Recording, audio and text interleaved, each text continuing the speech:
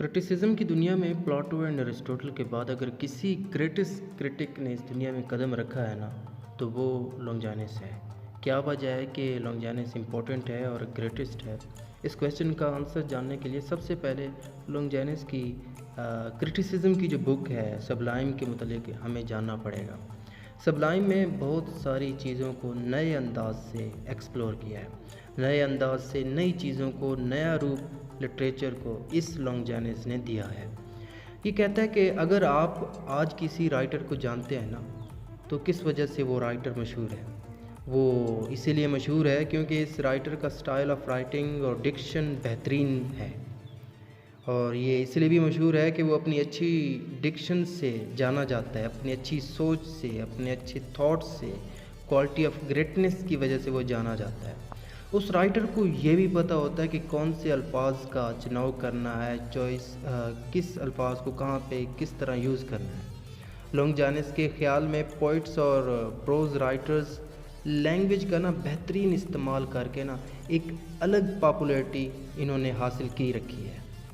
खैर, अब हम इस ऑन द सबलाइम बुक को ना डीपली जाकर समझने की कोशिश करते हैं। सबसे पहले तो हमें ऑन द सबलाइम के मीनिंग्स का पता हो। गौर से सुनिएगा कि सबलाइम वर्ड का मतलब है एलिवेटेड, सुप्रीम, यानी आला और बेहतरीन। ये इसके मीनिंग्स हैं। अब इसके मीनिंग्स हमें यहाँ तक तो क्लियर हैं, लेकिन लॉन्गिनस क्या कहता है कि सबलाइम या सब्लिमिटी अगर हम इसे लिटरेचर में डिफ़ाइन करें तो इसका मतलब बनेगा कि quality of greatness in language, in morality, in intellectualism, in spiritualism and in art. यानी लिटरेचर में सब्लिमिटी होना ज़रूरी है। ये सारी चीज़ें लिटरेचर की एक तरह से सोल हैं। आप अगर देखें तो लिटरेचर में हमें मोरालिटी नज़र आती है, ग्रेटनेस नज़र आती है। लिटरेचर लैंग्वेज की वजह से, लिटरेचर इंटेलेक्चुअलिज्म की वजह से, स्पिरिचुअलिज्म की वजह से है, और ऑफ कोर्स आर्ट तो है ही है। इस बात को थोड़ा और सिंपल करते हैं अगर यहाँ पर आप कंफ्यूज हैं।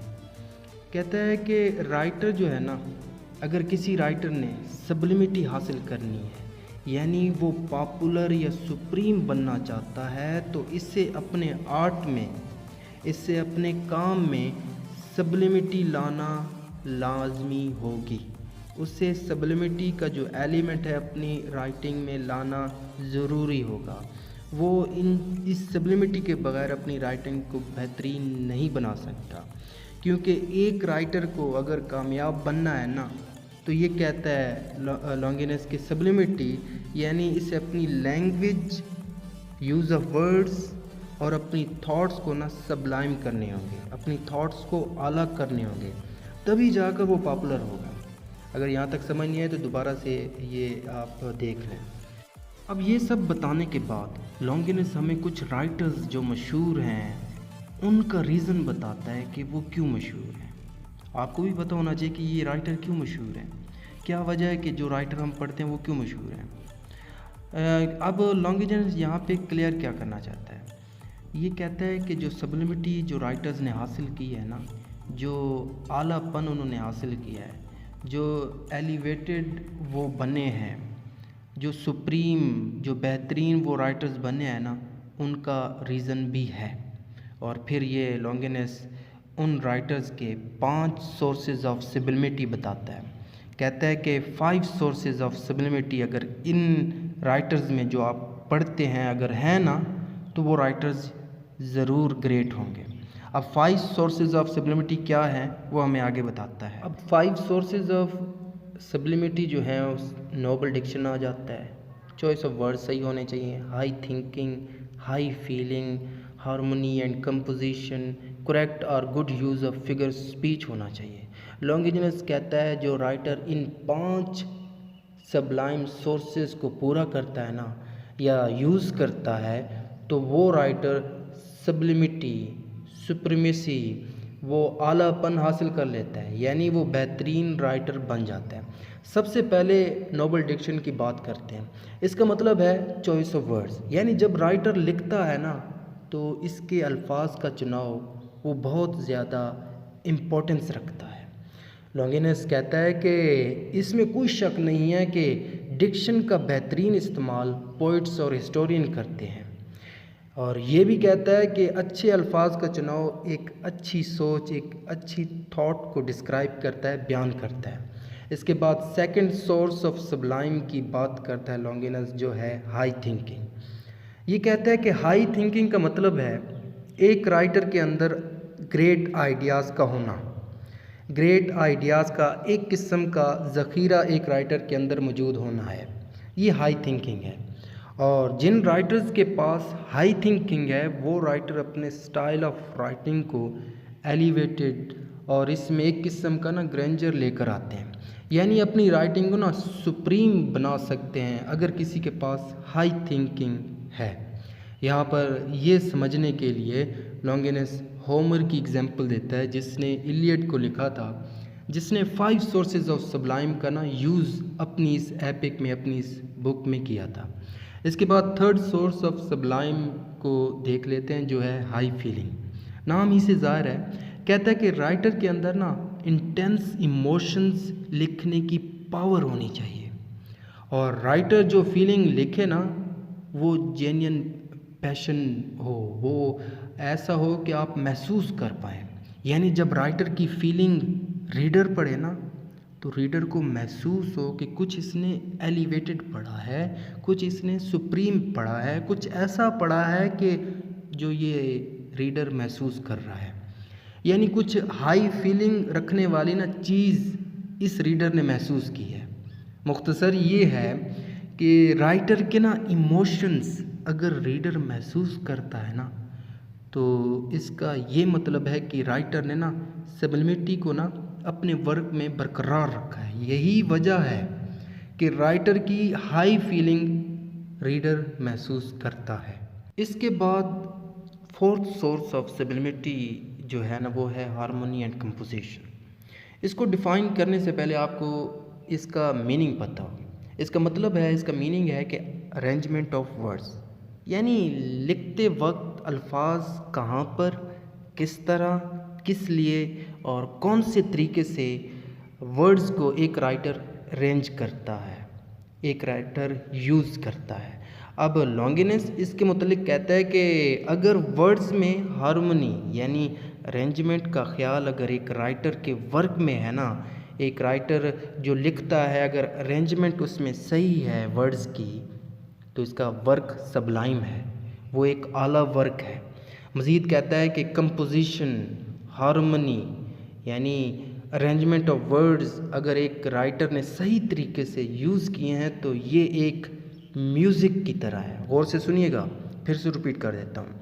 कहता है कि हार्मनी एंड कंपोजिशन यानी अरेंजमेंट ऑफ वर्ड्स अगर एक राइटर ने सही तरीके से यूज़ किए हैं ना तो ये एक म्यूज़िक की तरह है।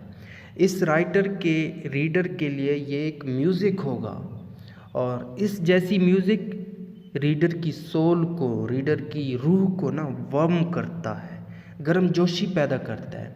यानी एक तरह से अगर वर्ड्स की अरेंजमेंट सही होगी तो पढ़ने वाला सुकून महसूस करेगा, पीस महसूस करेगा। आखिरी सोर्स ऑफ सबलाइम है जो है ना वो है फिगर ऑफ स्पीच। इस सोर्स में ना लॉन्गिनस कहता है कि फिगर ऑफ स्पीच एक अच्छे वर्क की सोल होती है, एक अच्छे वर्क की रूह होती है। फिगर ऑफ स्पीच के बिना एक अच्छा वर्क नहीं कहलाएगा। फिगर ऑफ स्पीच का इस्तेमाल एक राइटर की राइटिंग का ना एक डिफरेंट एस्पेक्ट होता है।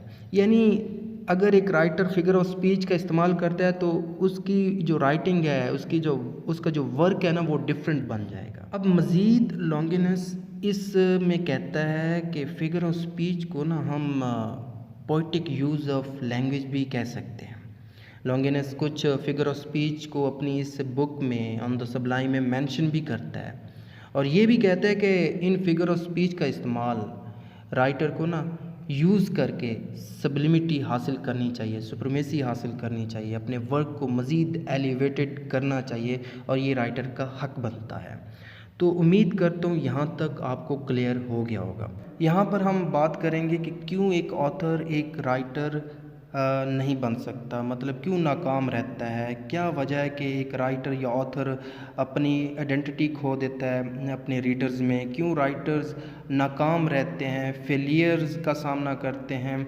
उनकी जितने भी वर्क्स हैं वो लोग पढ़ना पसंद नहीं करते और रीडर्स में वो नाकाम रहते हैं। तो क्या रीज़न्स हैं? इन सब को ना हमने डिटेल से बात करनी है इन सब पर, और इन सब क्वेश्चंस का ना आंसर एक्चुअली लॉन्गिनस यहाँ पर देता है। कहता है कि इररिलेवेंट फिगर ऑफ स्पीच का ये राइटर बहुत यूज़ करते हैं। Lack of passion in writers में होता है, लैक ऑफ सिंसियरिटी होती है, शो ऑफ बहुत करते हैं, टर्जिडिटी ऑफ लैंग्वेज का यूज़ करते हैं, यानी बचकाना टाइप की लैंग्वेज इस्तेमाल करते हैं। फिर प्योरिटी होती है इनके यहाँ, पैरेंथेसिस होता है, डिफेक्ट्स ऑफ स्टाइल। अब इन सब को ना डिटेल में हम बात करेंगे। खैर, लॉन्गिनस कहता है कि फिगर ऑफ स्पीच किसी भी लिटरेरी वर्क का ना एक ख़ास इम्पोर्टेंट हिस्सा होता है, एक पार्ट होता है, मगर अक्सर राइटर्स इसका यूज़ अपने वर्क्स में इररिलेवेंट करते हैं। इनको नहीं पता होता कि मेटाफोर का यूज़ कहाँ पर किस तरह करना है, लेकिन ये इररिलेवेंटली प्लेस पर मेटाफोर को अपने वर्क्स में लगा देते हैं। स्पेशली मेटाफोर ये एक ऐसा एलिमेंट है जो एक वर्क में सब्लिमिटी लेकर आता है, सबलाइम सुपरमेसी लेकर आता है। फॉर एग्ज़ाम्पल, आप इस लाइन को समझिएगा, blood is the food of flashy pots. अब ये एक यहाँ पर आप देख रहे हैं ना किस तरह मेटाफोर ने सब्लिमिटी यानी एक वर्क को बेहतरीन करवाने में किरदार अदा किया है। और जो राइटर्स नाकाम रहते हैं ना, इनका सबसे बड़ा reason irrelevant use of figure of speech का होता है। इसके बाद लैक ऑफ पैशन। अगर एक राइटर अगर बनना चाहता है, उसमें अगर पैशन नहीं है तो कैसे वो राइटर बनेगा?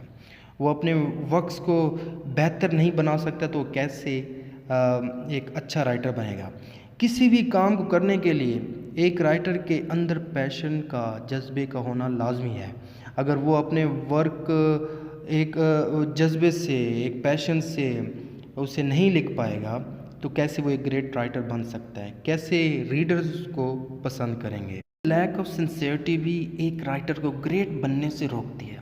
जब तक एक राइटर के अंदर सिंसियरिटी नहीं होगी तब तक वो राइटर एक अच्छा और काबिल राइटर नहीं बन सकता।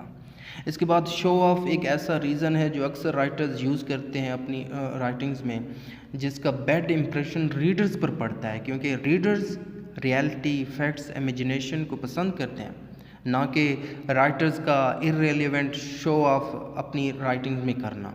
खैर, इसके बाद लॉन्गिनस कहता है कि राइटर्स जब टर्जिडिटी का इस्तेमाल करते हैं, यूज़ करते हैं अपने वर्क्स में, तो इन राइटर्स का ना इन्फ्लुएंस रीडर्स पर बहुत कम हो जाता है। अब ये टर्जिडिटी क्या है?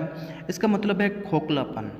लॉन्गिनस कहता है कुछ आर्टिस्ट और पोइट्स अपने वर्क्स में ना खोखलेपन का मुजाहरा करते हैं, यानी जहाँ पर 10 वर्ड्स का इस्तेमाल होना चाहिए, जहाँ पर 10 वर्ड्स की ज़रूरत होती है, तो वहाँ पर ऐसे राइटर्स टर्जिडिटी का इस्तेमाल करके 30 वर्ड्स लगा देते हैं। लॉन्गिनस कहता है कि लिटरेचर का सबसे बड़ा दुश्मन कौन है? फिर कहता है कि लिटरेचर का सबसे बड़ा दुश्मन टर्जिडिटी है। क्यों दुश्मन है? क्योंकि टर्जिडिटी एक राइटर का फेलियर है, जहाँ पर राइटर बड़े वर्ड्स का इस्तेमाल करता है ताकि ऐसा लगे कि कोई बड़ा राइटर, किसी बड़े राइटर ने ये काम लिखा है। तो इस चीज़ के चक्कर में ना राइटर बम्बास्ट लैंग्वेज का, बड़े बड़े अल्फाज का इस्तेमाल करके, अननेसेसरी गैर ज़रूरी वर्ड्स का इस्तेमाल करके अपने रीडर्स को इम्प्रेस करने के चक्कर में टर्जिडिटी का यूज़ कर देता है, खोखलेपन का इस्तेमाल कर देता है। इसके बाद लॉन्गिनस कहता है कि राइटर्स का फेलियर प्योरिटी है, और प्योरिटी भी एक अहम किरदार अदा करती है राइटर को नाकाम बनाने में। अब ये प्योरिटी क्या है? इसका मतलब है, प्रोनाउंसिएशन को आप देख लीजिएगा, मैंने मीनिंग दे दिया है इसका। प्योरिटी क्या है? इसका मतलब है राइटर का अपने वर्क्स के लिए, यानी जो इसने वर्क्स लिखे हैं ना, इन वर्क्स में राइटर्स का चाइल्डिश बिहेवियर अगर सामने आए तो वो राइटर नाकाम है। मतलब ये है कि अगर राइटर अपने वर्क्स में फीका रहेगा, बेरंग रहेगा, या फिर अपने वर्क्स में गैर संजीदा यानी नॉन सीरियस रहेगा, तो कैसे ऐसा राइटर अपने रीडर को इम्प्रेस कर पाएगा, ये लॉन्गिनस कहता है। कैसे इसके वर्क्स में सब्लिमिटी आएगी, ये लॉन्गिनस कहता है। राइटर को संजीदा होना चाहिए, राइटर के वर्क्स में चाइल्डिशपन नहीं होना चाहिए बल्कि मेच्योरिटी होनी चाहिए। इसके बाद लॉन्गिनस पैरेंथेसिस पर बात करता है, इसकी प्रोनाउंसिएशन देख लीजिएगा। कहता है कि कुछ राइटर्स का अलग ही ट्रेंड चल पड़ा है। वो कैसे? वो ऐसे कि अगर जहाँ पर इमोशनल बात करनी हो तो ऐसे राइटर्स वहाँ पे कॉमेडी करना शुरू कर देते हैं, जहाँ पे कॉमेडी करनी हो तो ऐसे राइटर्स वहाँ पे इमोशंस यूज़ करते हैं। यानी कि मिसप्लेस्ड एंड पॉइंटलेस इमोशंस का अपने वर्क्स में अगर एक राइटर यूज़ करता है, इस्तेमाल करता है, तो ये पैरेंथेसिस है। और ऐसे राइटर्स कभी भी कामयाब नहीं हो पाते, यानी इनके वर्क्स में कभी सब्लिमिटी यानी सबलाइम इनके वर्क्स नहीं हो पाते, जो इमोशंस का गैर ज़रूरी अननेसेसरी इस्तेमाल करते हैं। इसके बाद आखिर पर डिफेक्ट्स ऑफ स्टाइल के मुतालिक बताता है कि ये भी एक बड़ा रीज़न है। लॉन्गिनस कहता है कि राइटर अक्सर अपने स्टाइल को नहीं समझ पाते और लिखते चले जाते हैं, जिससे इनको कोई पॉपुलैरिटी नहीं मिलती और ना ही इनके वर्क्स को सब्लिमिटी हासिल हो पाती है, यानी इनके वर्क्स कभी भी सबलाइम नहीं हो पाते। उम्मीद करता हूँ यहाँ तक सब कुछ क्लियर हो गया होगा। अगर आपको ये लेक्चर अच्छा लगे तो लाइक कीजिएगा, सब्सक्राइब कीजिएगा। अपना फीडबैक कमेंट में लाजमी दीजिएगा कि आपको ये लेक्चर कैसे लगा। Thank for watching this.